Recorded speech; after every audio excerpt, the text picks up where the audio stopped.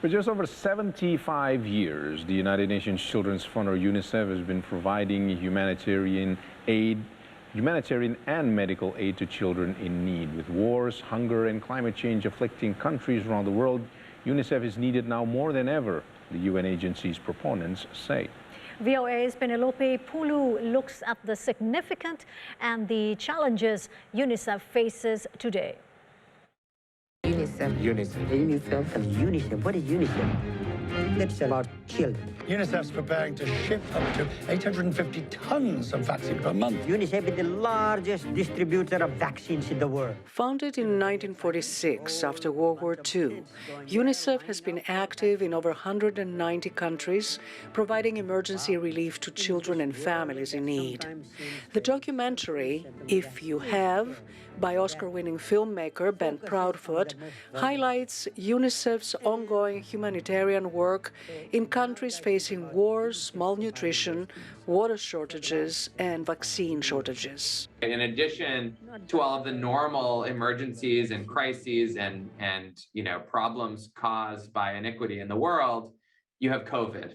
And UNICEF, being the largest distributor of vaccines in the world, is now, a key piece of the COVAX initiative, which is in charge of distributing 2 billion vaccines to people in the developing world. Proudfoot traveled to countries such as Ghana and spoke to people about their personal experiences with UNICEF.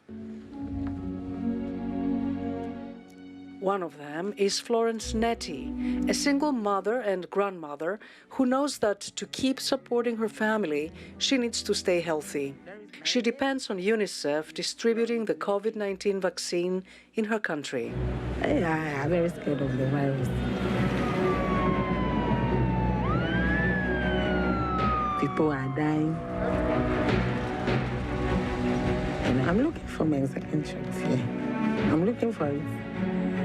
Me and the mother in America, we are all the same. She's a human being, I'm a human being. But we, the Africans, we lack the vaccine.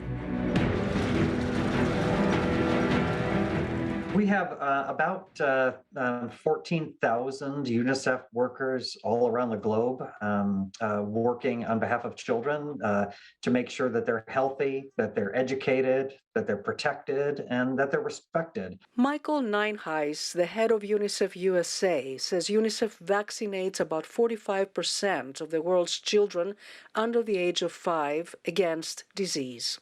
But ongoing wars and the COVID-19 pandemic have hampered the distribution of childhood vaccines, leading to a global rise of measles cases. Nineheis recently visited a refugee support center for Ukrainian families and children in Romania, part of UNICEF's network of Blue Dot hubs. Blue Dot hubs, set up in locations where refugees arrive, provide a safe space for children and their families, along with vital services and mental health counseling. 2/3 of Ukraine's children have fled their homes, either displaced internally within the country or have left the country as refugees. 2/3. Aside from the Ukraine crisis, Nineheis says the next challenge is rising world hunger.